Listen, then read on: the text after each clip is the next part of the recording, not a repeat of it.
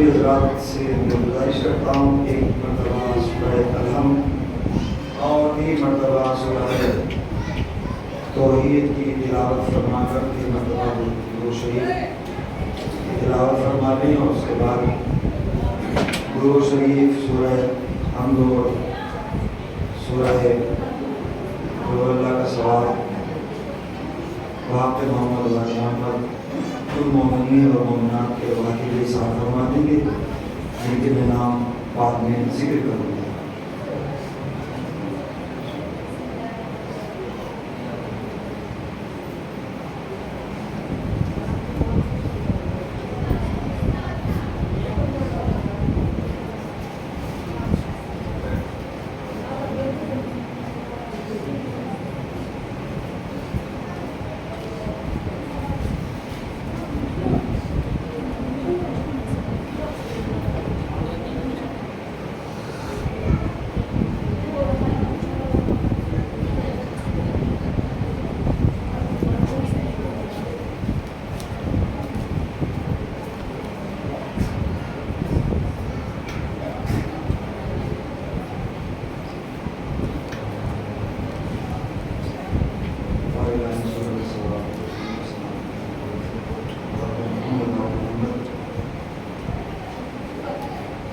ابرار علی ابن ساور علی، علی حیدر ابن غلام علی، عزت علی ابن بڑیا، آصف علی ابن عزت علی، فضل علی ابن غلام علی، افق علی ابن احمد علی، لیلا جی ابن نوشاد علی، شیراز علی، اور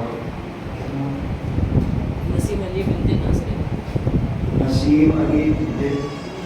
ناصر علی، نصیر علی بن ناصر علی، ان سب کے ارواح کے بھی سارے ثواب فرما دیں۔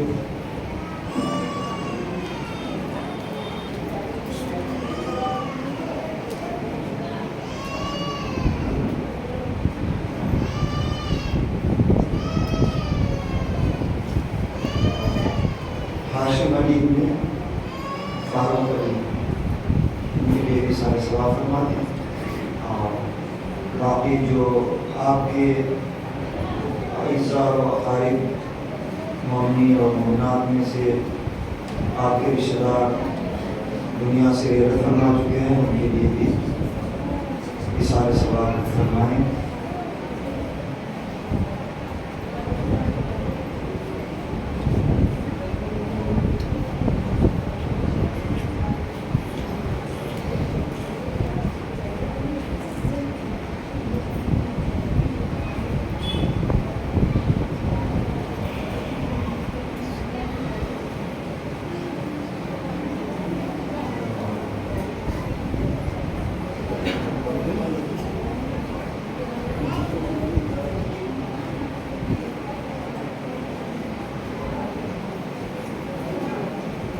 اور میں آپ سے یہ گزارش کرتا ہوں ابتداء کے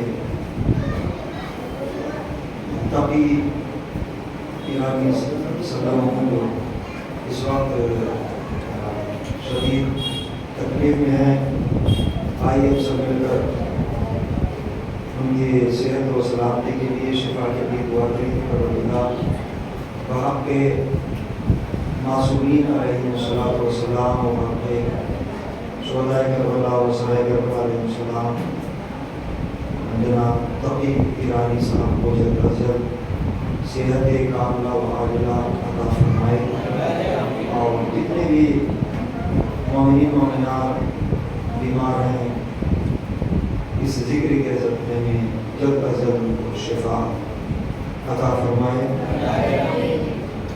اور انشاءاللہ بعد میں بھی مسائل کی دعا ہوگی اور آپ سے اس کو شریک رہیں گے۔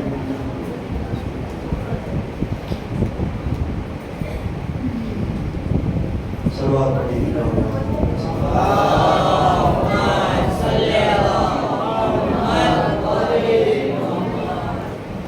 اعوذ باللہ السمیع العلیم من الشیطان الرجیم، بسم اللہ الرحمن الرحیم الحمد للہ رب النور العظیم ورب الکرسی الرفیم ورب البحر المسجور ومنزل التوراة والانجیل والزبور ورب الظل والحرور ومنزل القرآن العظیم ورب الملائکة المقربین والصلاة والسلام على أشرف الأنبياء والمرسلين وخاتم النبيين سيدنا ونبينا وطبيب نفوسنا مولانا أبي القاسم محمد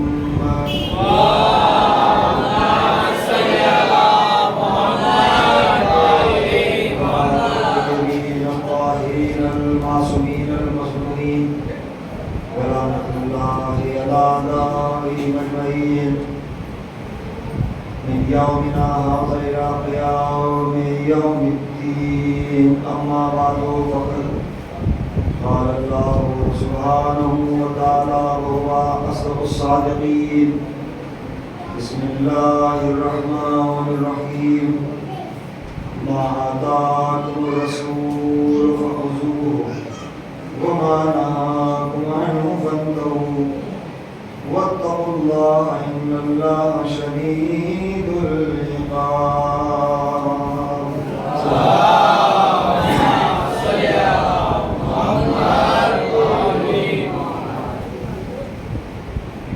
برادران عزیز، بزرگان ملت،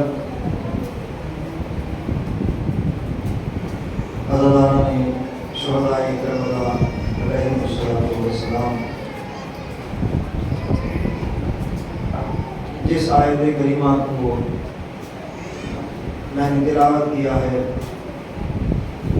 قرآن میں سورہ حشر کی 7ویں آیت، اور جس آیت کا ترجمہ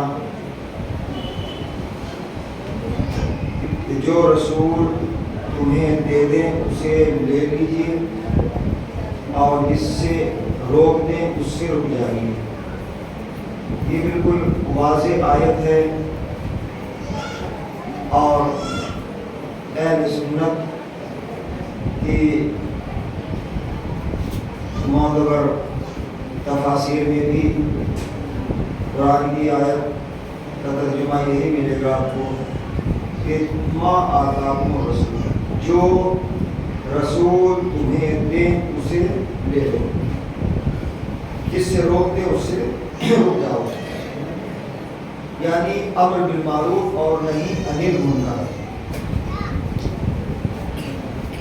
سوال یہ ہے کہ رسول دینا کیا چاہتے ہیں اور روکنا کسے چاہتے ہیں، اور ہم نے لیا کیا ہے اور ہم رکے کہاں تک ہیں رسول کے کہنے سے. پیغمبر خدا نے اپنی وفات سے، اپنی انتقال سے، اپنی شہادت سے 2 مہینے 10 دن قبل کچھ ہمیں دیا تھا اپنی وفات سے، اور کہاں پر دیا تھا؟ کھلے میدان میں دیا تھا. اور اس کو تمام معتبر اہل سنت کی کتابوں میں بھی ذکر کیا گیا ہے کہ رسول کچھ اہم چیز کا اعلان کرنے والے ہیں. غدیر ایک مقام ہے مکہ اور مدینہ کے درمیان، کیونکہ میں نے میدان غدیر کو دیکھا ہے جو مکہ اور مدینہ کے درمیان میں واقع ہے. وہاں سے کچھ راستے نکلتے ہیں، ایک راستہ سیریا کو جاتا ہے، ایک راستہ مصر کو جاتا ہے، جارڈن کو جاتا ہے، لبنان کو جاتا ہے. یہ سمجھیے گا کہ وہ ایک ایسی جگہ ہے کہ جہاں پر مکے سے حج کر کے آنے والے حاجی جب اپنے ملکوں میں لوٹیں گے، اپنے وطن میں لوٹیں گے، تو اسی راستے پر آئیں گے پہلے، پھر وہاں سے اپنے اپنے راستے اختیار کر لیں گے۔ تو یہ نظام رزاق متین تھا، یہ نظام پروردگار عالم تھا کہ اس نے ایسے مقام پر اللہ کے رسول کو اللہ نے ایسے مقام پر حکم دیا تھا کہ جہاں پر ہر ملک کے لوگ ہوں، سبھی ملکوں کے لوگ ہوں، ورنہ بڑی مشکل ہوتی کہ یہ آیت صرف مدینے میں نازل ہو جاتی، تو نبی تو مدینے میں تھے، انہیں تو مدینے ہی جانا تھا، تو مشکل ہوتا کہ پھر جارڈن والوں کو کیسے خبر ہوتی، میڈیا تو تھی نہیں، لبنان میں کیسے خبر ہوتی، مصر میں کیسے خبر ہوتی، یا دیگر ممالک میں، کنٹریز میں کیسے یہ خبر پہنچتی کہ غدیر خون کے مقام پر کسی نے کسی کو مولا بنایا تھا۔ تو اللہ نے ایسی جگہ کا انتخاب کیا کہ جہاں پر سارے حاجی تمام ملکوں کے جمع ہو جائیں، تو وہاں پہ بڑی آسانی رہی۔ خیر، جو رسول آپ کو دے اسے لے لو، اور جس سے منع کر دے اس سے رک جاؤ۔ وہاں یہ آیت نازل ہوئی تھی، یا ایھا الرسولو، یہ آیت تو آپ کی بھی یاد ہے، بچوں کی بھی یاد ہے، تو میں تفصیل میں نہیں جاؤں گا، تھوڑا سا کبھی میرے لیے ابھی مشکل ہی ہو جاتی ہے کہ دوسری جگہ پر بھی شاید اس وقت منی سے ادا ہو رہی ہے، تو میں تو یہی چاہتا ہوں کہ اگر سبھی عزادار فوری طور پر جمع ہو جاتے ہیں تو پھر مجھے اپنے اصل بیان کو پہنچانے میں آسانی ہو جاتا ہے۔ آپ ہیں میرے لیے سب کچھ ہیں، تو میرے لیے تو آپ کی محبتیں ہیں،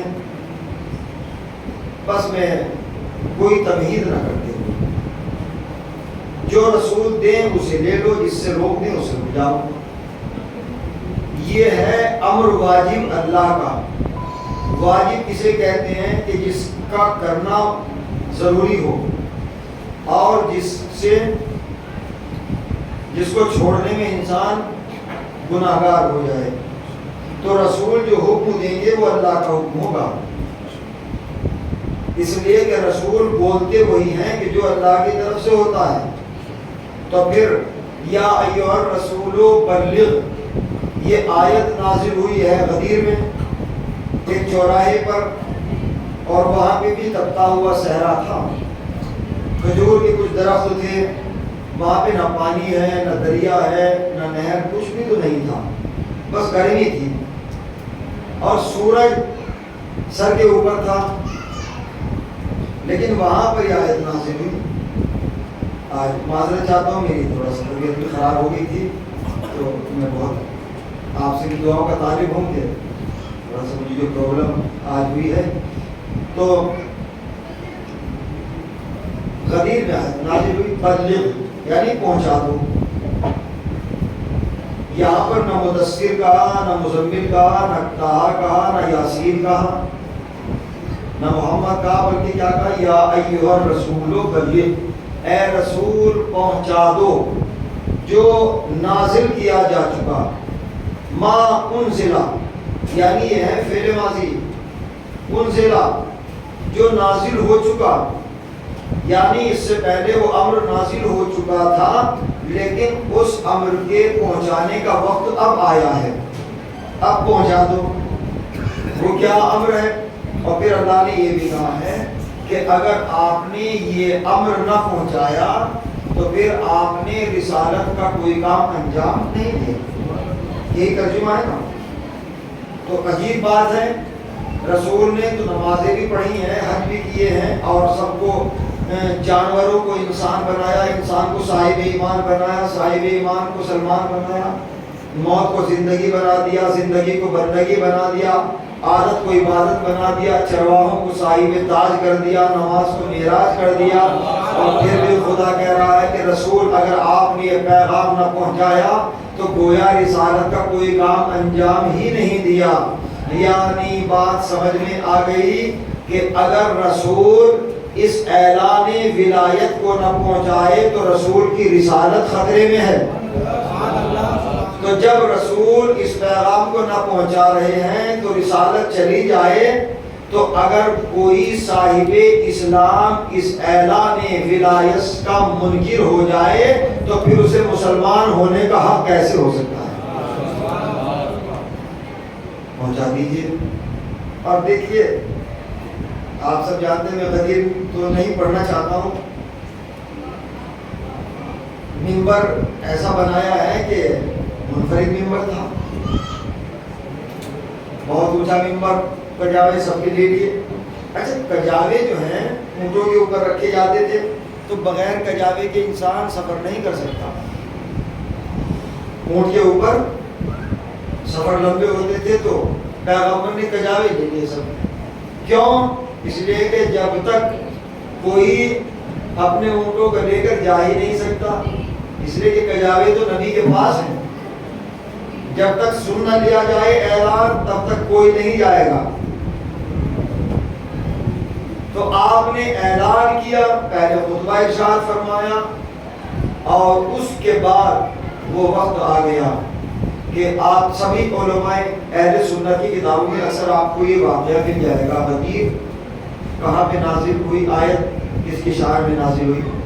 اور اللہ نے یہ بھی کہا ہے کہ آپ گھبرائیے نہیں، اللہ یعصمک من الناس، اللہ یعصمک من الناس، اور اللہ آپ کو دشمنوں کے شر سے محفوظ رکھے گا۔ یعنی اس کے معنی یہ ہے کہ غدیر میں خطرہ تھا، رسول کے لیے غدیر میں خطرہ تھا، لیکن جب اللہ نے کہہ دیا کہ آپ پہنچائیے، حفاظت ہم کریں گے، آپ اعلان کیجئے، حفاظت ہم کریں گے۔ خطرہ کس سے تھا؟ وہاں تو سب نمازی تھے، حاجی تھے، تو خطرے کی کیا بات تھی؟ لیکن اللہ جانتا ہے، اللہ جانتا ہے۔ دیکھیے، کھلا ہوا دشمن چھپے ہوئے دشمن سے زیادہ بہتر ہے۔ کھلا ہوا دشمن زیادہ ڈینجر نہیں ہوتا جتنا چھپا ہوا ہوتا ہے۔ اللہ نے کیا کہا کہ خدا تمہیں محفوظ رکھے گا دشمنوں کے شر سے۔ یا اللہ، غدیر میں تو سب نمازی ہیں، حاجی ہیں، حج کر کے آئے ہیں، لیکن خدا جانتا ہے کہ حاجی ہے تو کیا ہوا، نمازی ہیں تو کیا ہوا۔ اگر دل صاف نہ ہو تو پھر نماز کیسی، دل صاف نہ ہو تو حج کیسا، دل صاف نہ ہو۔ حضور، منافق کسے کہتے ہیں؟ منافق کی پہچان کیا ہے؟ وہ چھٹے امام نے کہا، دو چہرے والا منافق ہوتا ہے، دو زبان والا منافق ہوتا ہے، یعنی جو میرے سامنے میری تعریف کرے اور مجھ سے جدا ہونے کے بعد میری غیبت کرنے لگے۔ صلوات پر محمد وآلہ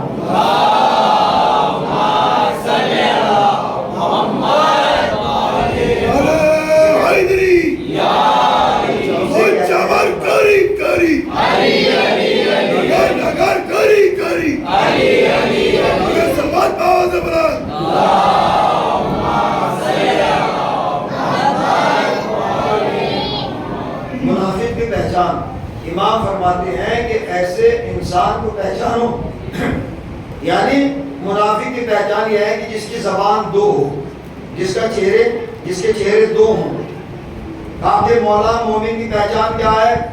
کہا کہ مومن کی پہچان یہ ہے کہ جیسا اس کا دل ہو اس کی ایسی زبان ہو، جیسا دل ہو وہی زبان ہو، جو زبان ہو وہ دل ہو، یعنی جو زبان سے کہہ رہا ہے وہی دل کہے، جو دل سے کہہ رہا ہے وہی زبان کہے۔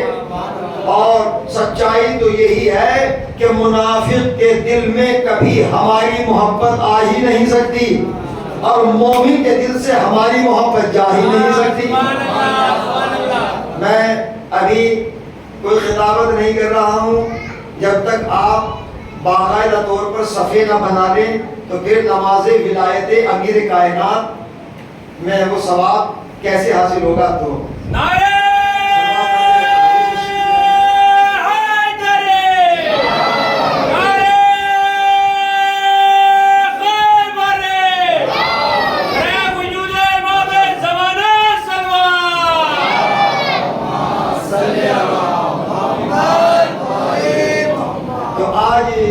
کی تیسری مجلس عزا ہے، کل سیکنڈ لاسٹ مجلس ہے اور پرسوں لاسٹ مجلس ہے. اس کے بعد جو ہے وہ عید زہرا آ جائے گی. ایام رضا کا سلسلہ رک جائے گا, ختم نہیں ہوگا. ختم ہونا اور ہے, رک جانا اور ہے. میں نے کچھ کہا ہے نا, کیوں؟ اس لیے کہ اللہ نے کہا کہ تلکل ایام نداولھا, ہم دنوں کو تدویر کرتے رہتے ہیں. یعنی سورج نکلتا ہے تو دن آتا ہے, غروب ہوتا ہے رات آتی ہے. یعنی یہ لیل و نہار کا, شب و روز کا سلسلہ چلتا رہے گا.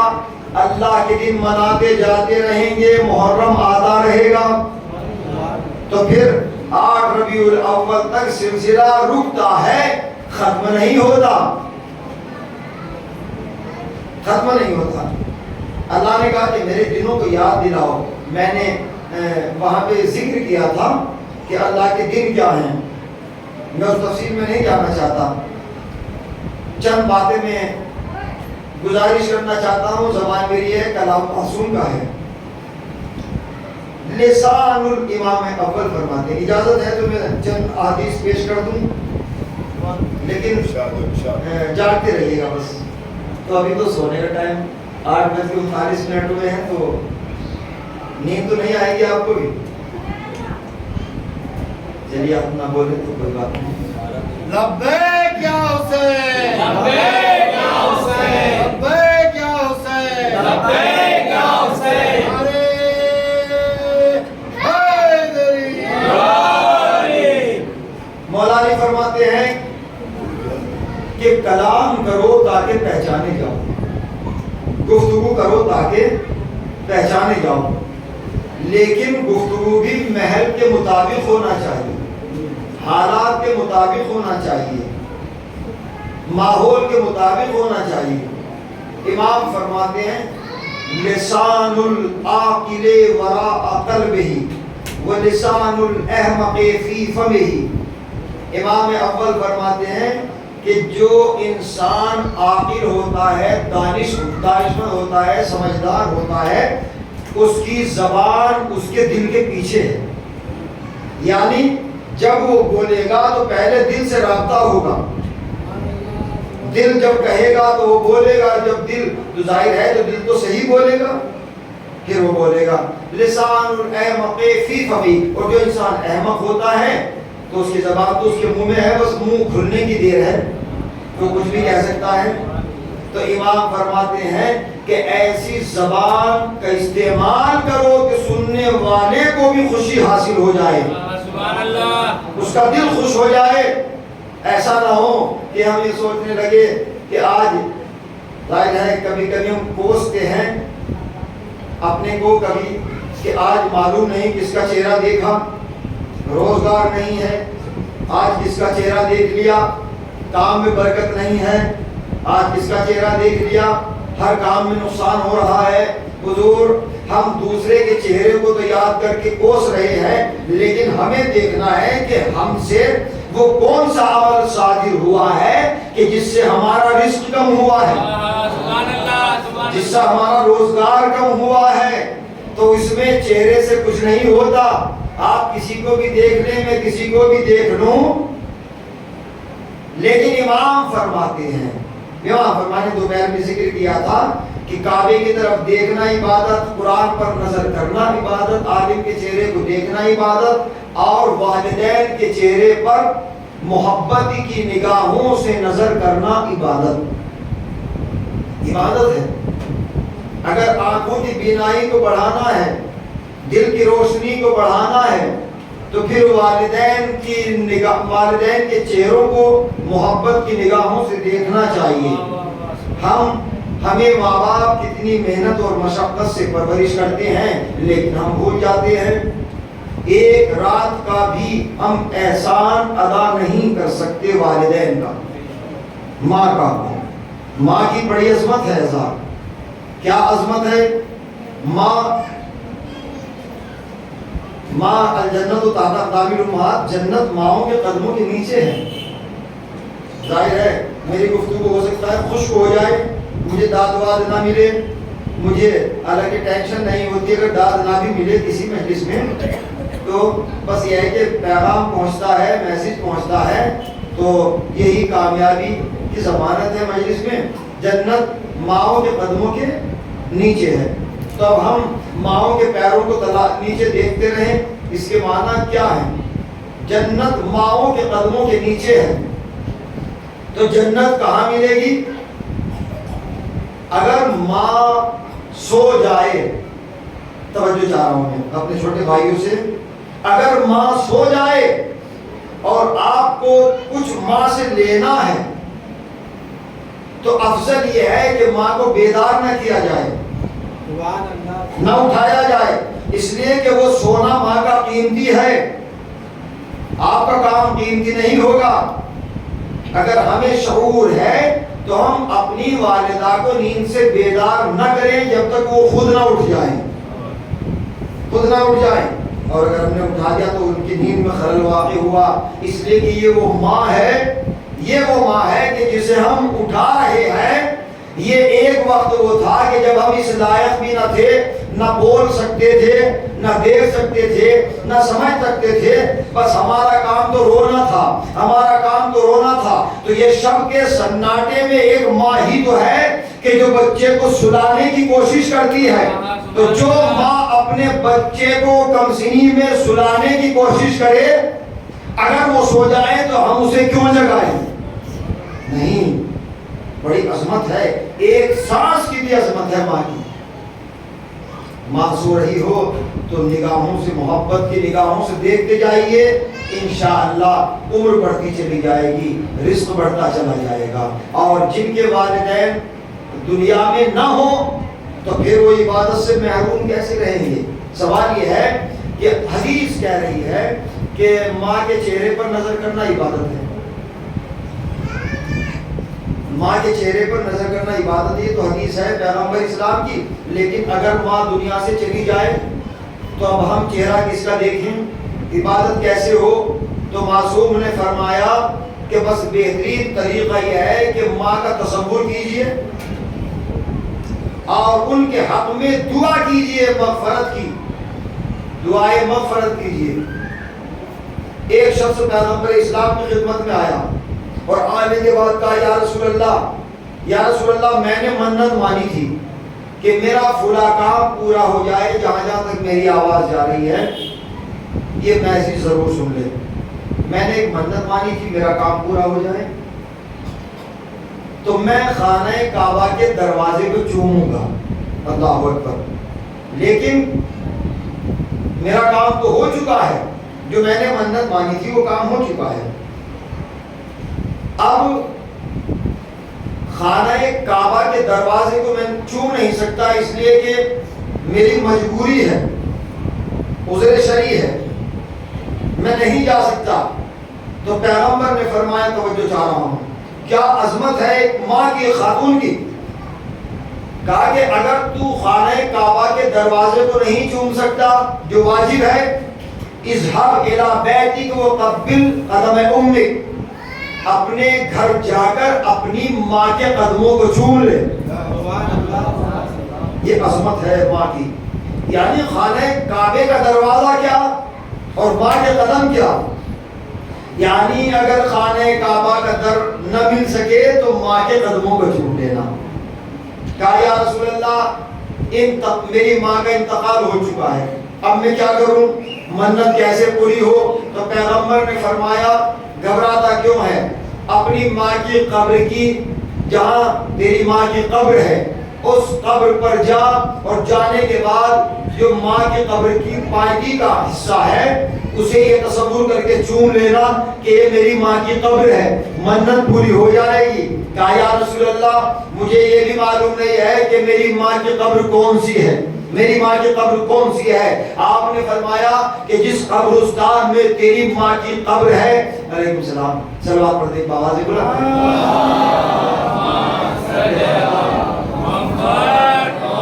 کہا کہ جس قبرستان میں تیری ماں کی قبر ہے اس قبرستان کا جو پائیدی کا حصہ ہے اسے چوم لینا، منت پوری ہو جائے گی۔ کہا، یا رسول اللہ عظمت دیکھیے آپ والدین کی کیا ہے، ماں کی عظمت کیا ہے؟ کیا یا رسول اللہ مجھے یہ بھی معلوم نہیں ہے کہ میری ماں کی قبر کون سے قبرستان میں ہے؟ نہ یہ معلوم ہے کہ کون سی قبر ہے، نہ یہ معلوم ہے کون سے قبرستان میں ہے. اب کریں تو کیا کریں؟ لیکن نبی کے در سے کوئی خالی ہاتھ نہیں پلٹتا. نبی نے فرمایا کہ جب تجھے یہ بھی علم نہیں ہے کہ تیری والدہ کی قبر کون سے قبرستان میں ہے، تو آپ نے فرمایا اپنے گھر جا اور جانے کے بعد ایک خط کھینچنا.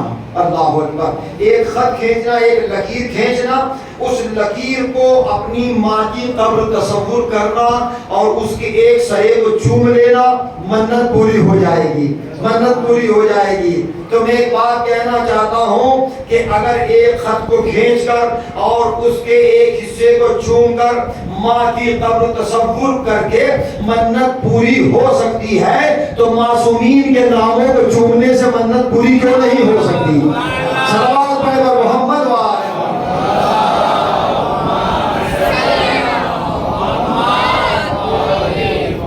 یہ ماں کی عظمت ہے، ماں کا احترام.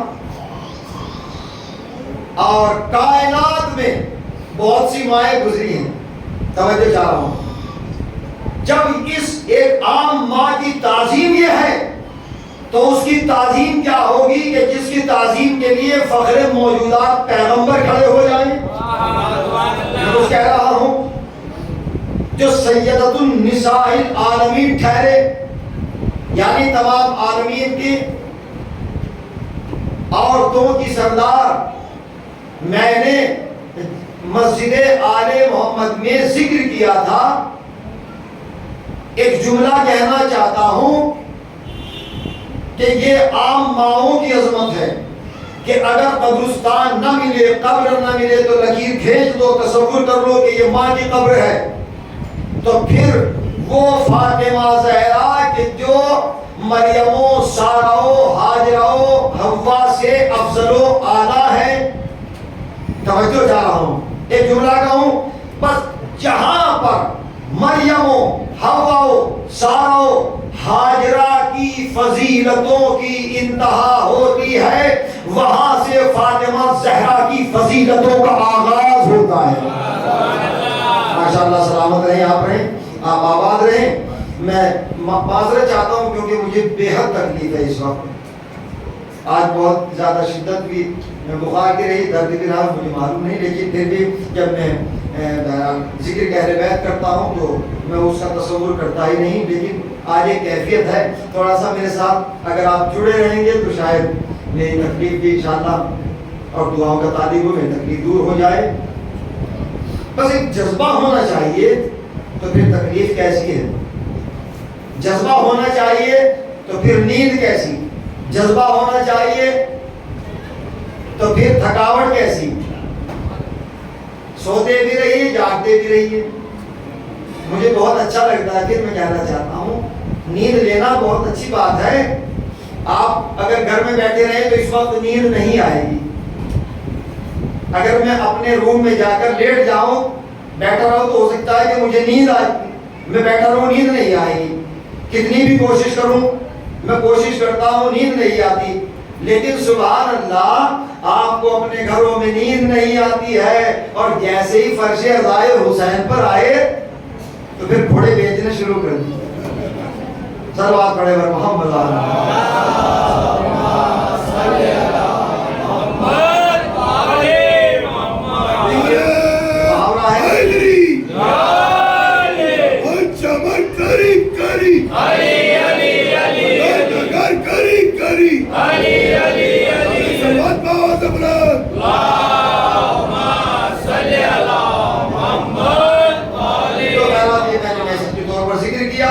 تو جہاں سے میرا بیان تھا، جو رسول تمہیں دے اسے لے لو اور جس سے منع کر دیں اس سے رک جاؤ. کربلا شناسی اور سیرت معصومین علیہ الصلوۃ والسلام. شاہ خراسان، وارث پیغمبر اسلام، امام رضا علیہ الصلوۃ والسلام.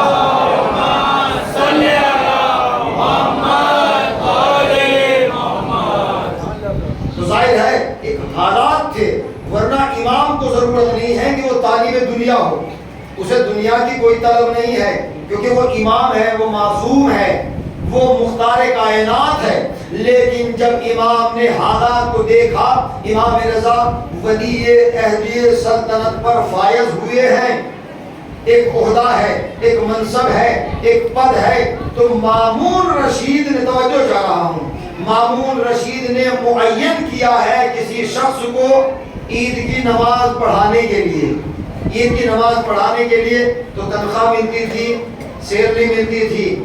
تو جب عید کا روز آیا ہے، توجہ چاہ رہا ہوں، امام نماز پڑھاتے ہیں، تاریخ بتاتی ہے، دیکھیں اس بات میری گفتگو کا موضوع ہے سیرت معصومین علیہ السلام اور کربلا شناسی۔ امام رضا علیہ السلام جب ایک سال یہ اعلان ہوا کہ اس سال عید کی نماز امام رضا پڑھائیں گے، وارث محمد پڑھائیں گے، تو دور دراز سے لوگ، بستیوں سے، گاؤں سے اس نیت سے بھی آئے تھے کہ تاکہ امام کی زیارت ہو جائے، امام کا دیدار ہو جائے۔ تو ملتا ہے کہ لاکھوں ہزاروں کی تعداد میں لوگ امام کے انتظار میں عیدگاہ کی طرف کھڑے ہوئے تھے، قطار لگائے ہوئے، کہ تاکہ وارث محمد برآمد ہو، ہم ان کی زیارت کریں اور ان کے پیچھے نماز پڑھیں۔ ملتا ہے کہ جیسے ہی عید کا سورج نکلا، توجہ جا رہا ہوں، عید کا سورج نکلا، وارث محمد امام رضا نے اپنے سر مبارک پر امامہ رکھا، دوش پر ردا ڈالی اور پا برہنہ عیدگاہ کی طرف چلے۔ توجہ، جب عیدگاہ کی طرف جا رہے تھے تو خبر ہو گئی، مامون رشید کو کسی مخبر نے جا کے کہا کہ حضور معاملہ پلٹ گیا، اس لیے کہ حکم آپ نے دیا تھا کہ نماز پڑھائیے، لیکن اب امام رضا نماز پڑھانے کے لیے جا رہے ہیں عید کی، تو اب معاملہ اتنا بدل چکا ہے کہ ساری قوم، سارے قبیلے آپ کو چھوڑ کر امام رضا کی طرف جا چکے ہیں۔ میں کچھ کہنا چاہتا ہوں، امام رضا کی طرف جا چکے ہیں، ان کی طرف رجعت کر چکے ہیں۔ اب امام چلے ہیں تو راویوں کا یہ کہنا ہے کہ امام ایک مقام پر رکے، امام رضا ایک مقام پر رکے اور آپ نے آسمان کی طرف دیکھا، ذکر الہی کیا۔ ذکر الہی کا یہ اثر ہوا کہ جو بھی امام کی آواز کو سنتا تھا وہ زار و قطار رونے لگتا تھا، استغفار کرنے لگتا تھا، یعنی امام کے ساتھ دعائیں پڑھنا شروع کر دیتا تھا۔ لبیک اللہم لبیک، سبحان اللذی، سبحان اللذی۔ امام دعا پڑھتے جا رہے تھے، ذکر الہی کرتے جا رہے تھے، لاکھوں افراد کی آواز بھی امام کے ساتھ بلند تھی۔ یہ آواز ذکر الہی کی تھی، یہ آواز ذکر خدا کی تھی۔ تو دیکھا مامون رشید کا سپاہی ٹینشن میں آ گیا اور جا کر کہا حضور معاملہ پلٹ چکا ہے، لاکھوں افراد امام کی تقلید کی طرف متوجہ ہو چکے ہیں، اب آپ کس پر بادشاہی کریں گے، آپ کس پر سلطنت کریں گے؟ ڈینجر، خطرے میں آ گیا۔ مامون رشید وقت کا بادشاہ ہے لیکن پریشان ہوا، کہاں سے؟ ذکر الہی سے، ذکر الہی سے۔ تو اس نے جا کر اس نے سپاہی سے کہا کہ جتنا بھی جلدی ہو سکے امام رضا کو روک دو، کہیں ایسا نہ ہو کہ اگر عیدگاہ تک پہنچ جائیں تو پھر ہماری حکومت کا تختہ ہی پلٹ جائے۔ عجیب بات ہے، ارے امام تو صرف نماز پڑھانے کے لیے جا رہے ہیں، حکومت کو خطرہ کیوں ہے، حکومت کو ڈر کیوں ہے؟ جا کر امام سے کہا کہ حاکم وقت کا حکم یہ ہے کہ آپ اس سال بھی نماز عید نہ پڑھائیں۔ امام ملتا ہے کہ واپس گھر لوٹ کر چلے آئیں۔ تو یہاں پر میں جملہ کہنے کی اجازت چاہتا ہوں کہ جب حکومت کے لرزہ براندام ہونے کے خوف سے اگر کوئی ذکر الہی سے روکتا ہے تو یا تو وہ شیطان ہوتا ہے یا پیرو شیطان ہوتا ہے۔ सलावत पढ़ो मोहम्मद व आले मोहम्मद।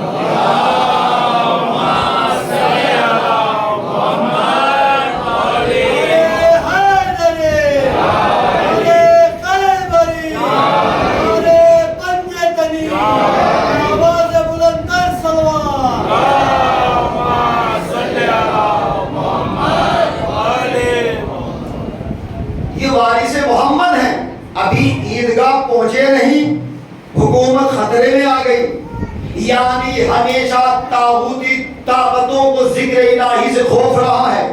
तवज्जो चाह रहा हूँ, जिक्र इलाही से खौफ रहा है। जब एक शैतानी नुमाइंदा 7 समंदर पार से एक पाक जमीन पर आया, एक रूहुल्लाह खुमैनी जो मुसल्ला इबादत पर बैठा हुआ है, हाथ में तस्बीह है, जिक्र इलाही है, एक शैतानी नुमाइंदा 7 समंदर पार से होकर जब आया है, तो आने के बाद रूहुल्लाह खुमैनी के शागिर्द ने आकर कहा कि क़िबला उस जनाब एक शख्स है जो आपसे मुलाकात करने के लिए आया। मैं कहना कुछ चाह रहा हूँ, जो आपसे मुलाकात करना चाहता है। आयतुल्लाह खुमैनी ने, इमाम खुमैनी कहते हैं कि उस आने वाले से कह दो कि अभी हमारी मौत का वक्त नहीं आया।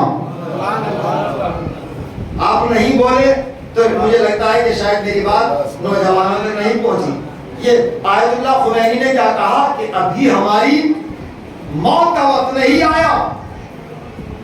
ये ताकत, ये पावर आई कहां से? जिक्र इलाही से। यानी आयतुल्लाह खुमैनी जानते हैं कि जो आया है 7 समंदर पार से, वो कत्ल के मंसूबे से आया है, पर इमाम ने वहीं पर रोक दिया, कहवा भेजा कि हमारी मौत का वक्त नहीं आया। थोड़ी सी मुझे ताकत दे दिया, मैं बहुत तकलीफ में हूं, अभी हमारी मौत का वक्त नहीं आया। इमाम खुमैनी मासूम नहीं है। आयतुल्लाह खुमैनी ईरान के एक आलिम दीन है, मुज्तहिद है, पर मासूम नहीं है। मैं मिंबर से कह रहा हूं, मासूम तो नहीं, इमाम तो नहीं, वलीउल्लाह तो नहीं, लेकिन इमाम खुमैनी के इल्म की मेराज वहां तक पहुंच गई। कह दिया कि उससे कह दो अभी वो हमसे करीब ना हो, क्योंकि हमारी मौत का वक्त करीब नहीं आया, अभी हमारी मौत का वक्त नहीं आया।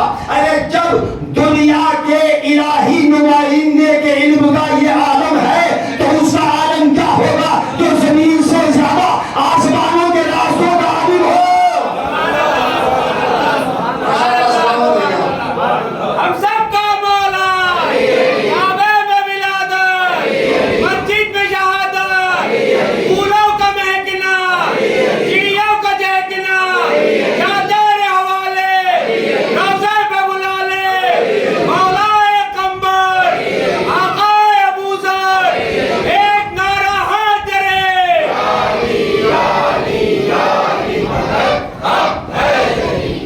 सुभान अल्लाह। तो ये एक आम जो गैर मासूम है, उसके इल्म का कमाल है। आयतुल्लाह बहजत ईरान की एक अजीम शख्सियत, उनको जाहिर है साहिब इरफान थे। आयतुल्लाह बहजत, आयतुल्लाह शाहरुदी, आयतुल्लाह बरोजर्दी, बहुत से मराजे कलाम जो गुजरे हैं, अगर मैं तफसील में जाऊंगा तो फिर पूरे अशरे की ज़रूरत है, लेकिन हमें समझना यह है कि जब इनके, क्योंकि ये क्यों है, ये क्यों है, ये कमाल है इल्मे अहले बैत का।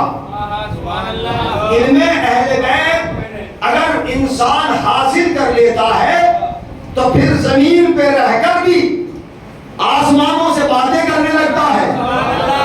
अगर इल्मे अहले बैत दिलों में पहुंच जाए तो फिर वो ये भी कर सकता है कि बहते हुए पानी पर सफर कर सकता है।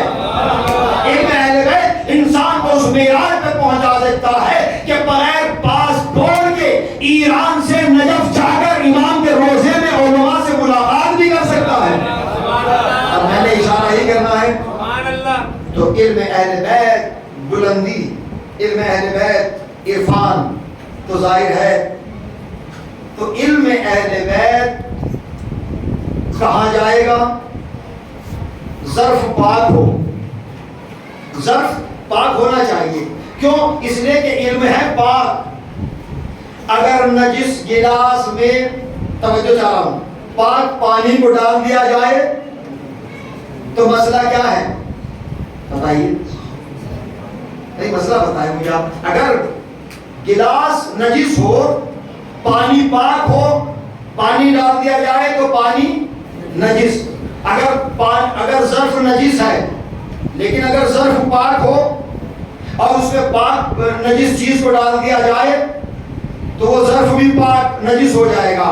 یعنی دونوں میں سے اگر ایک شے نجس ہے تو دونوں نجس ہو جائے گی. ارے امت مسلمہ کی اب تک سمجھ میں نہیں آیا کہ اگر ابو طالب نجس تھے تو پھر ابو طالب کو پالا کس نے؟ رسول. اس لیے کہ ابو طالب ہے ظرف, رسول ہے مظلوم, آغوش مصطفیٰ ہے ظرف, وجود رسول ہے مظلوم. اللہ نے کہا واللہ اعلم حیث یجعل رسالہ, میں خدا سب سے زیادہ بہتر جاننے والا ہوں کہ اپنی رسالت کو کہاں رکھوں. رسول کو نہیں رسالت کو. ارے مسلمان قرآن کہاں رکھتا ہے؟ پہلے جگہ ڈھونڈتا ہے کہ جگہ پاک ہو, جگہ طیب و طاہر ہو. ارے جب ایک عام مسلمان قرآن کے لیے جگہ تلاش کرتا ہے جگہ پاک ہو تو جس رسول کو کسی نے پالا ہو وہ کتنا پاک ہوگا. نعرہ حیدری. ایک منٹ کے لیے میں آپ کو ایک زحمت دینا چاہتا ہوں, جو حضرات تھوڑا مجھ سے دور ہیں صلوات پڑھتے ہوئے آگے تشریف لے آئیں. ابھی تو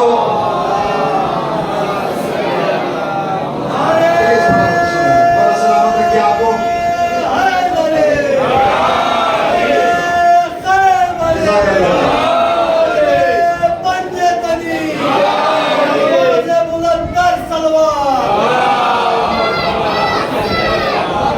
تھوڑا سا آگے تشریف لے آئیں, میں زیادہ گفتگو نہیں کروں گا.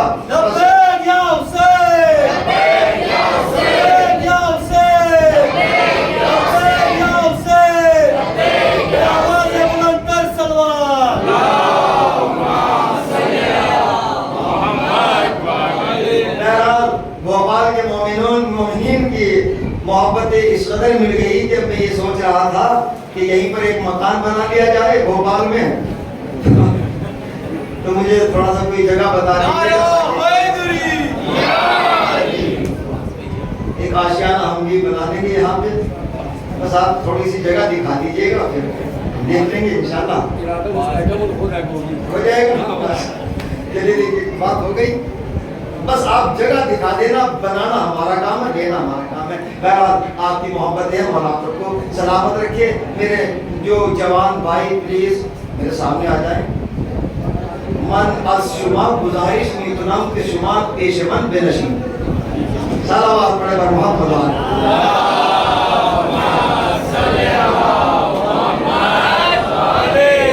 دیکھیے تھوڑی بہت فارسی تو میں بھی جانتا ہوں. وہ الگ بات ہے کہ ایران میں کم رہا ہوں, سیریا میں زیادہ رہا ہوں. میں عربی اردو سے زیادہ بولتا ہوں اور بہرحال فارسی بھی یاد کرتا ہوں. تو بڑا اچھا لگتا ہے جب آپ بولتے ہیں نا فارسی میں, تو کچھ کچھ مجھے سمجھ میں آتا بھی ہے اور کچھ سمجھ میں نہیں آتا, کیونکہ وہ علاقوں کے اعتبار سے لہجے بدل جاتے ہیں.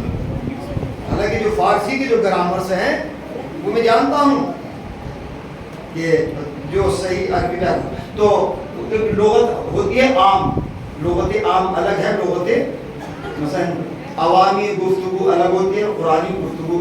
اب جتنے بھی عربی ملک ہیں نا, عراق کے دیکھیے عربی میں 6 نہیں ہے, مثلا 6 عربی میں نہیں ہے, لیکن عراق کے اندر 6 بولا جاتا ہے. مثلا کبیر کہتے ہیں بڑے کو, کبیر بڑے کو کہتے ہیں, تو عراقی کہتے ہیں کبیر کو چبیر. تو 6 کہاں سے آئی؟ سوال یہ ہے نا. تو عرب جو ہے وہ اپنی زبان پر فخر کرتے ہیں. عربی وہ کہتے ہیں کہ ہماری نظر میں سب گونگے ہیں, ہماری نظر میں سب گونگے ہیں. وہ فخر کرتے تھے. ہمیں عجمی سمجھتے تھے, یعنی گونگا. چاہے وہ ہندی ہو، ایرانی ہو، افغانی ہو، پاکستانی ہو، کسی بھی لینگویج سے ملک سے تعلق رکھنے والا ہو، عربی اپنے اوپر کسی کو فوقیت کیوں؟ وہ کہتے تھے کہ ہماری زبان میں قرآن نازل ہوا، لہذا سب گونگے ہیں، بس زبان ہماری ہے، ہم ہی بولنے والے ہیں۔ لیکن جب ایک افریقہ سے آیا نبی کا چاہنے والا، بس دو گفتگو اور باقی ہے، باقی جب میرا مکان یہاں بن جائے گا تو پھر تو میں روزانہ پڑھوں گا، پورے سال پڑھوں گا، اگر نہ بھی آتے میں تو خود آ جاؤں گا، خود پڑھتا رہوں گا۔ مولا آپ کو آباد و شاد رکھیے۔ چلیے اس بات سے کم مسکرائے تو صحیح۔ مولا فرماتے ہیں کہ ایسی باتیں کیا کرو تاکہ دوسرے مومنین کے چہروں پر مسکراہٹ آ جائے، اس سے عمر بھی بڑھتی ہے، عزت میں اضافہ بھی ہوتا ہے، رزق بھی بڑھتا ہے۔ سبحان اللہ۔ تو مجھے بتائیے وہ کہاں پہ ہے، مجھے ایڈریس دے دے تاکہ، اور اس پہ میرا نام بھی لکھ دیجیے گا تاکہ معاملہ پکا ہو جائے۔ وہ نام جو ہے وہ بہنامہ ہو جاتا ہے۔ خیر اللہ آپ کو سلامت رکھے۔ آپ نے اظہار محبت کیا، میرے لیے یہی کافی ہے۔ تو خیر میں آتا رہوں گا، سلسلہ رہے گا تو میں خود ہی آتا رہوں گا انشاءاللہ۔ آپ نے دیکھیے مہمان کی کامیابی، میزبان کی کامیابی کب ہے؟ مہمان کی کامیابی یہ ہے کہ میزبان خوش ہو کے چلا جائے۔ میں کیا کہہ رہا ہوں؟ اور میزبان کی کامیابی یہ ہے کہ مہمان سے خوش ہو کے چلا جائے، مہمان کی کامیابی ہے کہ میزبان اس سے خوش ہو کے چلا جائے۔ ٹھیک ہے، ایک مہمان زمین پر ہے اور ایک میزبان اس منزل پر ہے کہ جہاں کوئی نہیں ہے۔ اللہ نے ایک کو بلایا ہے کہ جاؤ، تو مہمان کا میزبان کا ہونا ضروری ہے۔ تو پھر ایک ید اللہ تھا، ایک نفس اللہ تھا کہ جو رسالت کی میزبانی کے لیے اللہ نے پہلے ہی بلا دیا تھا۔ تو چلیے بات فائنل ہو چکی ہے، اب مجھے کوئی ٹینشن نہیں رہی۔ تو جہاں میں رہ رہا ہوں اب تو میرا ہے، جب تک میں رہوں گا، وہ حجرہ ہو یا کمرہ ہو جسے بھی آپ کہیں تو وہ ہوتا ہے۔ اگر آپ کہیں پر رہتے ہیں تو وہ آپ ہی کا مانا جائے گا۔ سبحان اللہ۔ دیکھیے مجھے کیا عرض کرنا تھا، بات اختتام کی منزل پر ہے۔ تھوڑا سا مجھے بتائیے، میں اس منزل پر تھا۔ ہاں دیکھیے زبان تو عربی جو ہے ہمیں گونگا مانتے تھے، آپ آج بھی مانتے ہیں کہ گونگے ہیں، کیونکہ افریقہ کی جو لینگویج ہے، میرے بہت سے دوست ہیں، میرے کلاس فیلو ہیں جو میرے ساتھ پڑھتے تھے سیریا میں افریقہ کے، تو ان کا قاف اور شین درست نہیں تھا۔ وہ قاف کو تاف کہتے تھے اور شین کو سین کہتے تھے۔ تو وہیں سے ایک مؤذن اٹھا ہے جس کا نہ قاف درست ہے نہ شین درست ہے، توجہ جا رہا ہے، نہ شین درست ہے۔ اشہد ان لا الہ الا اللہ، یا رسول اللہ، اذان صحیح نہیں کہتے، ان کا تلفظ صحیح نہیں ہے۔ اور کسی نے جا کر بلال حبشی سے پہلے ہی اذان پڑھ دی، باقی اذان صحیح نہیں پڑھتی، ان کا تلفظ صحیح نہیں ہے۔ میں کیوں کہہ رہا ہوں؟ ایک بات، ایک میسیج ہے۔ عربی ہمیں گونگا سمجھتے ہیں، گونگا سمجھتے ہیں، تاکہ ان کی زبان لہجہ ان کا صحیح نہیں ہے، درست نہیں ہے۔ لیکن گونگا وہ نہیں ہے کہ جو عربی نہ جانتا ہو، گونگا تو وہ ہے کہ جو معرفت اہل بیت کو نہ سمجھتا ہو، معرفت محمد جس کو نہ ہو وہی گونگا ہے، وہی بہرا ہے۔ ختم اللہ علی قلوبہم وعلی سمعہم وعلی ابصارہم غشاوۃ ولہم عذاب عظیم۔ اللہ نے ان کے دلوں پر، کانوں پر مہر لگا دی، آنکھوں پر مہر لگا دی۔ حضرات گرامی قدر، جسے معرفت پیغمبر وہ آل پیغمبر ہو جائے، وہ گونگا نہیں ہو سکتا، وہ اجمی نہیں ہو سکتا۔ بلال حبشی حبش کا رہنے والا ہے، کچھ نہیں جانتا، بس معرفت پیغمبر ہو گئی، معرفت اہل بیت ہو گئی، تو اللہ کے رسول نے اس بلندی پہ پہنچا دیا۔ کہا کہ سنو عرب کے بدو لوگوں، تم عربی جانتے ہوں گے، مجھے اس سے مطلب نہیں ہے، میں اب اسے بلا رہا ہوں اذان کے لیے جس کا نہ قاف درست ہے نہ شین درست ہے۔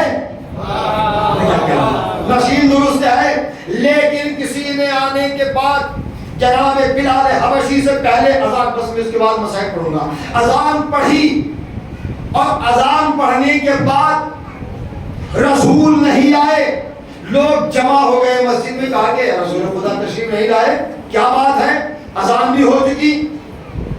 سنیں گے آپ، اب یہ نمازی گئے اور جانے کے بعد خانہ رسول میں پہنچے تو قربان کیا، پیغمبر نے دروازہ کھولا، کہا یا رسول اللہ نماز پڑھائیے، ہم انتظار میں ہیں کہ جماعت ہو۔ رسول نے کہا کہ پہلے اذان تو ہو جائے،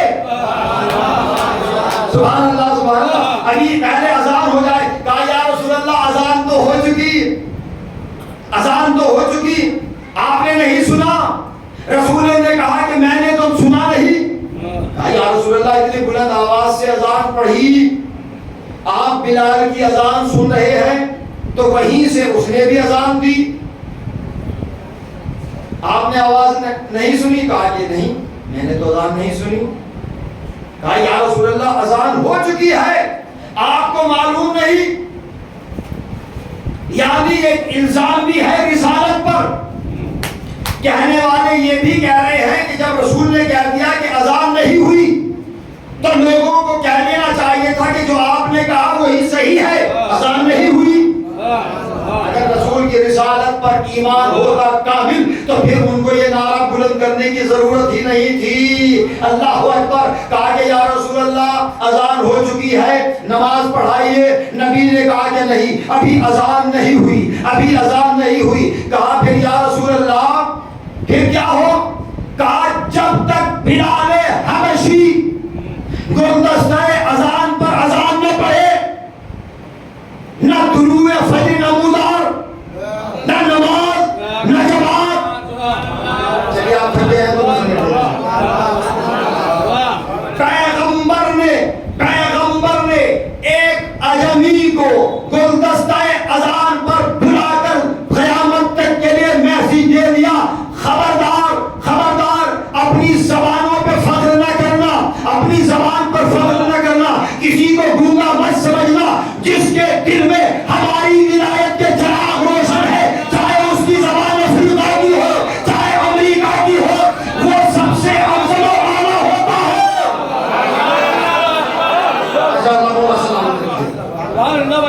عجمی مت کہنا، اس لیے کہ وہ معرفت کے دریا میں ڈوب کر آیا ہے تو اللہ کو اس کا سین پسند ہے، اللہ کو اس کا شین نہیں سین پسند ہے۔ بس جیسے بلال حبشی نے اذان پڑھی، طلوع فجر نمودار ہو گئی، اذان ہوئی، نبی نے نماز پڑھائی۔ جب تک بلال صحابی پیغمبر اگر اذان نہ پڑھے تو صبح نمودار نہ ہو، صبح نمودار نہ ہو تو پھر کسی کو حق کیسے ہے کہ علی کی نماز قضا ہوئی، رسول کی نماز قضا ہوئی، جب صحابی رسول کی نماز قضا نہیں ہو سکتی؟ ارے جب رسول سو رہے ہیں، نماز کا وقت گزر رہا ہے، بات خطرے کی ہے، بات خطرے کی ہے، ایک معصوم کا سر، معصوم کے سامنے پر سورج غروب ہو گیا، سورج غروب ہونے والا ہے، حکم خدا ہوا، علی جس طرح در خیبر پلٹایا تھا، جس طرح در خیبر پلٹایا تھا، سورج کو پلٹا دو، سورج کو پلٹا دو۔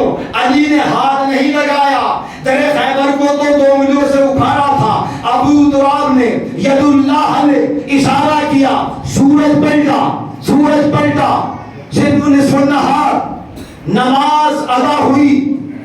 کسی مورخ میں اتنی ہمت اور جرت نہیں ہے کسی مورخ کے قلم میں کہ وہ یہ لکھ دے کہ کسی نبی یا معصوم کی نماز قضا ہوئی ہو۔ سورج وہیں لوٹ آیا، نماز ادا ہو گئی۔ میں پھر وہ شعر پڑھ دیتا ہوں جو آپ کے سامنے آپ آئے ہیں کہ تو اندھیرے میں کہاں ڈھونڈ رہا ہے سورج۔ بھائی دیکھیں کل 4 گھنٹے پڑھوں گا، مجھے لگتا ہے کہ کل آپ نہیں آئیں گے، کل میں انشاءاللہ صرف آدھے گھنٹے پڑھوں گا، آپ تو سب آئیں گے تو پلیز ذرا وقت پہ آ جائیے گا تاکہ میں تو اندھیرے میں کہاں ڈھونڈ رہا ہے سورج، دیکھ وہ شاہ کے روزے میں چھپا ہے سورج. شعر اچھا ہے تو بولنا چاہیے. دیکھ وہ شاہ کے روزے میں چھپا ہے سورج. محبت ہے, محبت.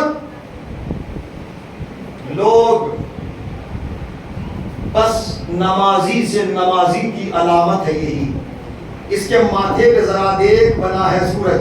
وقت ہر چیز کا تبدیل ہوا کرتا ہے, جب بڑھا ہے میرا سایہ تو گھٹا ہے سورج. انشاءاللہ 8 ربیع الاول کے بعد شب میں ظاہر ہے عید زہرا ایک جشن ہوگا, تو اگر میں بہرحال میں رہوں گا شاید اس جشن میں, میری اگر آواز صحیح رہی تو پھر میں کچھ چیزیں آپ کو پیش کروں گا, لیکن آپ سے بھی میں سن کر جاؤں گا. آپ بھی تیار ہو کے آئیے گا. تو میں چاہتا ہوں کہ یہاں کے جو خزانے ہیں میرے سامنے, مجھے یہ شرف حاصل ہو کہ میں ان کو بھی سنوں. میرے لیے شرف ہوگا کیونکہ یہ ادب کا ایک مرکز ہے. بس نوازی سے نوازی کی علامت ہے یہی, اس کے ماتھے پہ ذرا دیکھ بنا ہے سورج. لوگ سورج کے اشارے پہ چلا کرتے ہیں, میرے مولا کے اشارے پہ چلا ہے سورج. نعرہ حیدری زندہ باد. چلا ہے سورج. جو رسول تمہیں دیں اسے لے لو, اور جس سے منع کرتے ہیں اس سے رک جاؤ. میں نے دوپہر میں بھی مجلس میں ذکر کیا تھا, میرے چھوٹے بھائیوں عزیزوں, اگر معاشرے کو خوشحال رکھنا چاہتے ہو, معاشرے میں خوشحالی چاہتے ہو, ارے وہ زندگی ہی زندگی کیا ہے کہ جس میں رونق نہ ہو. عید آئی بس ختم نہیں. الحمدللہ یہاں تو عیدیں ہی عیدیں ہیں, یہاں تو مجالس ہی مجالس ہیں. ہمارا تو پورا سال بیزی ہے, ہمیں نہیں معلوم ہوتا کہ محرم کب آیا کب آ گیا. محرم گزر گیا, سفر گزر گیا, ربیع الاول آ گیا, اور اس کے بعد پھر وفات پیغمبر کی تاریخ 12 وفات بھی آئے گی, 17 بھی آئے گی. میں کچھ کہہ رہا ہوں, 12 بھی آئے گی, 17 بھی آئے گی. کلیئر شریف میں جاؤں گا, وہاں پر بھی میرے اپنے کچھ دوست ایرانی رہتے ہیں, میرا ان سے اچھا خاصا ریلیشن ہے, آتے جاتے رہتے ہیں. تو کلیئر شریف سبحان اللہ 12 وفات بڑے جوش و خروش کے ساتھ منائی جاتی ہے, لاکھوں کا مجمع ہے. لیکن میری سمجھ میں نہیں آیا, امت مسلمہ نے نام رکھ دیا 12 وفات. وفات کسے کہتے ہیں؟ مر جانے کو. تو جو امت یہ سمجھ نہ پائے کہ رسول مرے ہیں یا زندہ ہے, آپ تھکے ہیں, رسول مرے ہیں یا زندہ ہے, جس کو یہ شعور ہی نہ ہو وہ نہ اسلام سمجھ سکتا ہے نہ رسول کو سمجھ سکتا ہے. وہ یہی کہتا ہے آئیے میل پوائنٹ میں بھیج آپ تک پہنچا دوں 2 منٹ کے اندر, اور مسائل کی منزل ہے انشاءاللہ ملاقاتیں تو ہوتی رہیں گی. حضور کا حاضہ ماتا, امت مسلمہ یہ فیصلہ نہیں کر پائی کہ اس دن خوشی منائی جائے یا غم منایا جائے. ہم نے نبی کا غم منایا ہے, نبی کا غم منایا ہے 28 سفر میں, نبی کی خوشی منائیں گے 17 ربیع الاول میں. ایک امت پھنسی ہوئی ہے کہ ایک ہی تاریخ ہے, وفات میں خوشی منائے یا غم منائے, تو کچھ تو منانا ہی پڑے گا.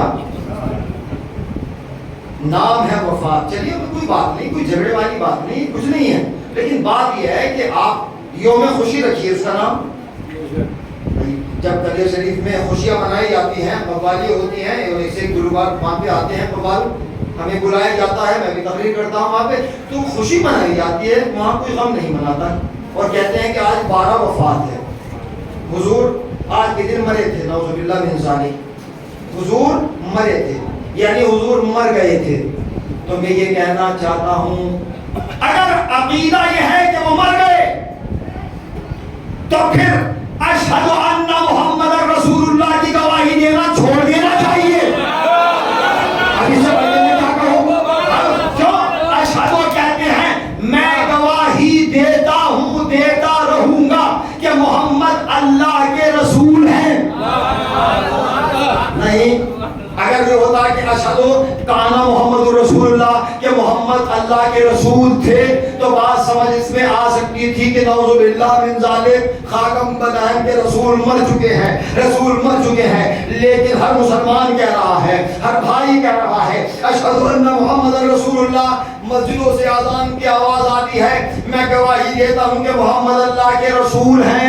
عربی گرامر کے اعتبار سے صیغہ حاضر کا، مستقبل کا، یعنی ہیں اور رہیں گے، تو اگر یہ تصور کر لیا جائے کہ رسول مر چکے تو پھر اس جملے کے کہنے کا فائدہ کیا ہے؟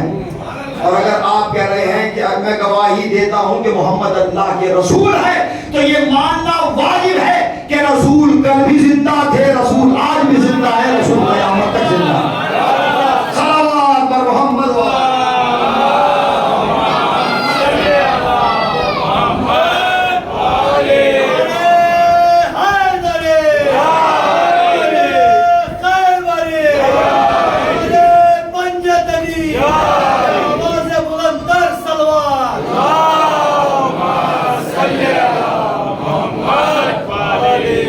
ہمارے حضور حاضر و ناصر ہیں۔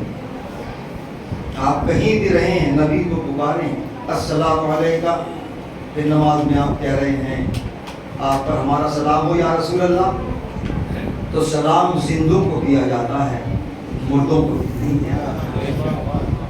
جب ہمارے عام مردے ایسے ہیں کہ جن کے لیے خود نبی نے فرمایا کہ قبرستان میں جا کر کہو السلام علیکم یا اہل القبور، اے قبروں میں رہنے والوں تم پر ہمارا سلام، تو جب ہم جیسے قبر میں جانے کے بعد زندہ ہیں تو جن کے صدقے میں ہمارا وجود ہے وہ کیسے زندہ نہیں ہوں گے؟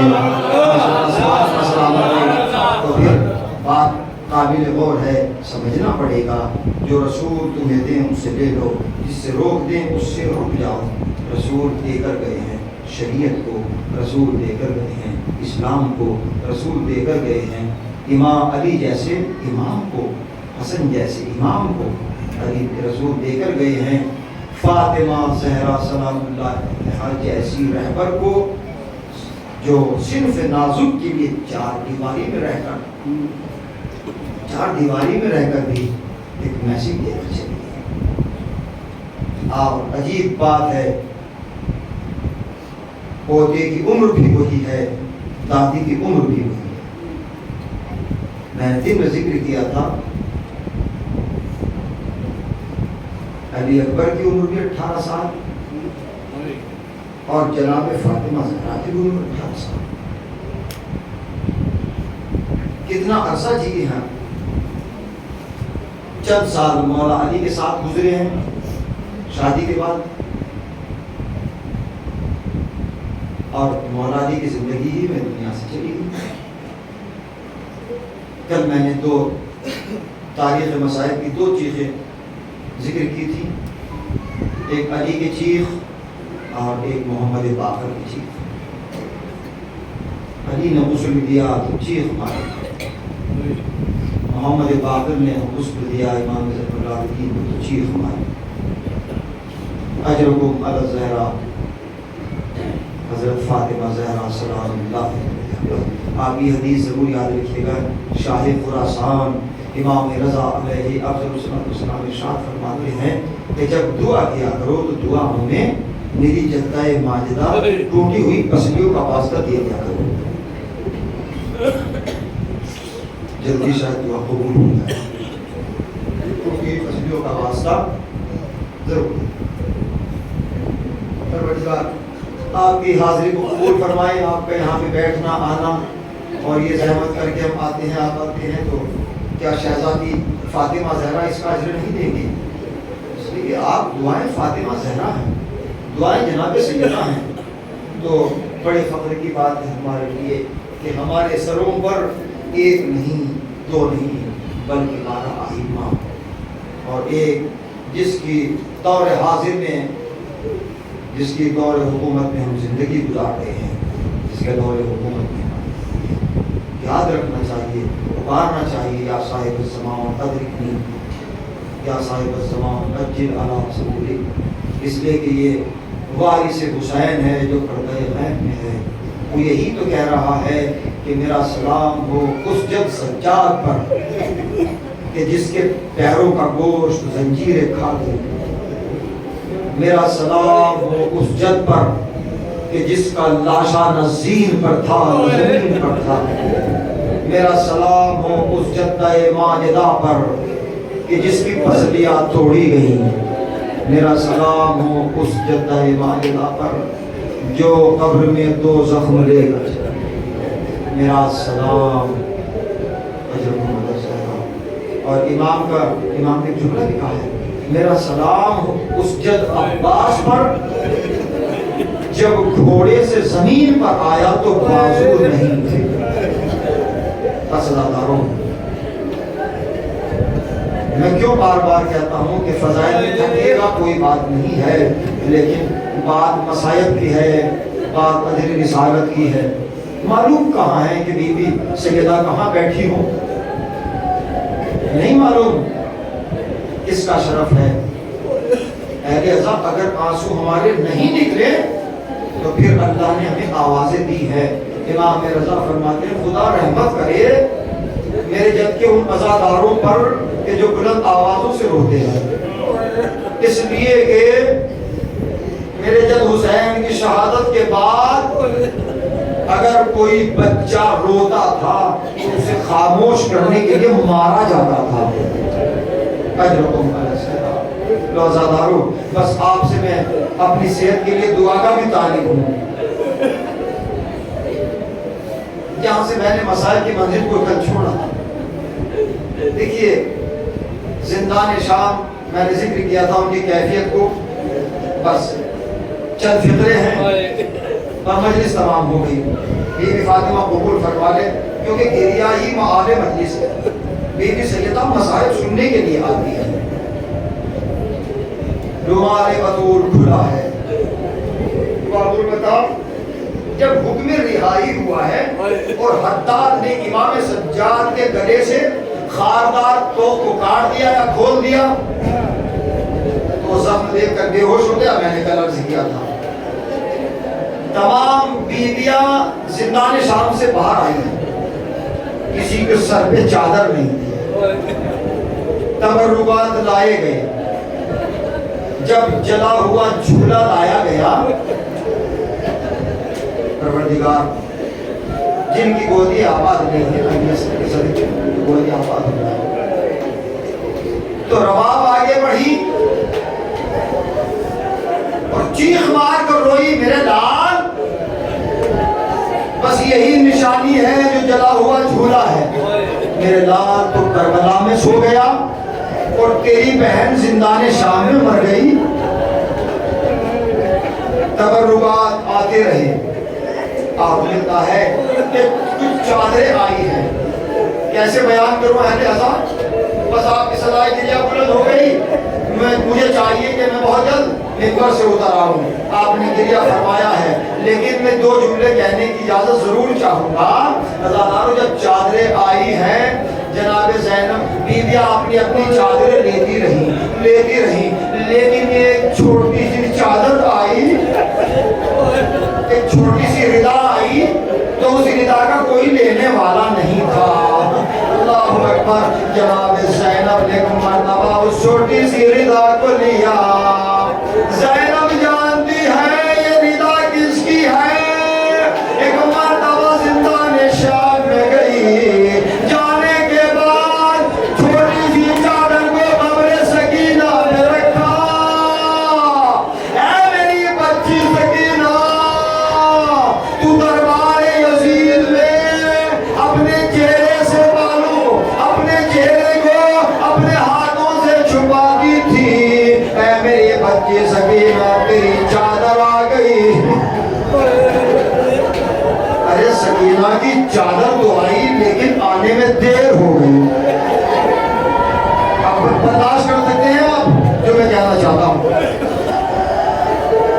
جناب زینب نے بیویوں کو شمار کیا۔ اب مجھ میں طاقت آ جائے 2 جملے کہنے کے۔ جناب زینب نے بیویوں کو شمار کیا، دیکھا کہ بھابھی رباب نظر نہیں آتی۔ زینب نے کہا بہن ام کلثوم بھابی رباب نہیں ہے، زندان شام میں گئی تو کیا دیکھا کہ ایک ماں اپنی لخت جگر سکینہ کی قبر کے تعویذ سے لپٹی ہوئی کہہ رہی تھی اے میری بچی، اے میری بچی، جب کربلا سے چلی تھی اصغر کو کھو کے آئی تھی، اے میری بچی اب جا رہی ہوں تو تم اکیلی ہو زندان میں، میری بچی کیسے جاؤں تمہیں چھوڑ کر؟ اللہ اکبر۔ جناب زینب نے ایک مرتبہ بازو کو پکڑا، کہا بھابی جلدی چلو، ہمیں بھائی کا چہلم منانے کے لیے کربلا جانا ہے۔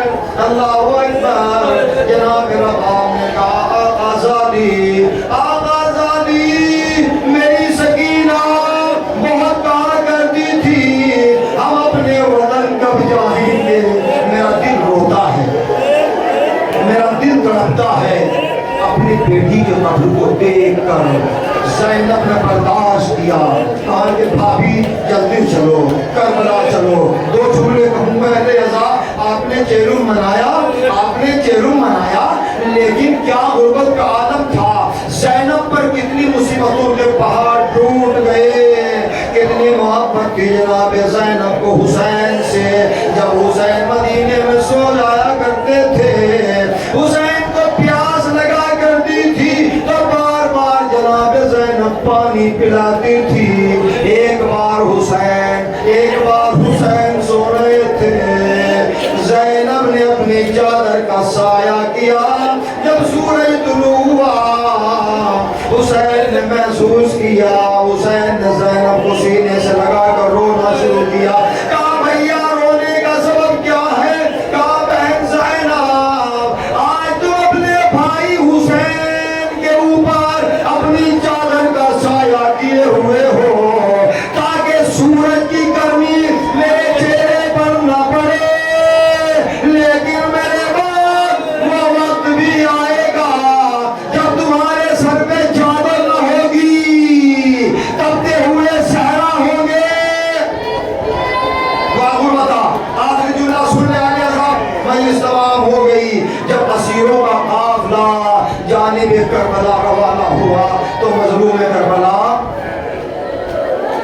کا چہلم منانے کے لیے زینب آئی ہے، تو جس اماری پر سوار ہیں، جس ناقے پر سوار ہیں، بس ساری روایتوں کو میں نے چھوڑ دیا، جناب زینب نے دور سے اپنے بھائی کی قبر کو دیکھا۔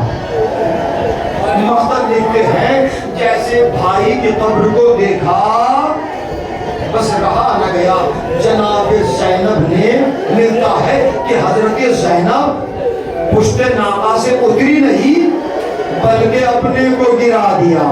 آخری جملہ ہے لہذا روتے ہوئے اٹھیں گے، زینب نے اپنے کو پشت ناقہ سے گرایا، کیوں؟ اس لیے کہ زینب میں اتنی طاقت نہیں تھی۔ اللہ اکبر۔ جناب زینب نے بھائی کی قبر کو دیکھا، پشت ناقہ سے گرایا، گرانے کے بعد میرا بیان آسان ہے، آپ کا سن لینا آسان ہے۔ جناب زینب اپنے بھائی کی قبر پر کیسے پہنچی؟ اللہ اللہ، زینب بھائی کی قبر پر تو پہنچی، لیکن اس طرح پہنچی جیسے کوئی بچہ کوہنیوں کے بن چلتا ہے۔ اے میرے بھیا، اے میرے بھیا، قبر حسین پر اپنے ہاتھ کو رکھا۔ اے میرے بھیا حسین، جو امانت میرے حوالے کی تھی زندان شام میں مر گئی۔ بھیا حسین اکثر کہا کرتی تھی ہم اپنے وطن کب جائیں گے؟ بھیا جب سے تم جدا ہوئے سکینہ کو سکون سے سونا میسر نہ ہوا، زندان شام میں سکینہ کو چھوڑا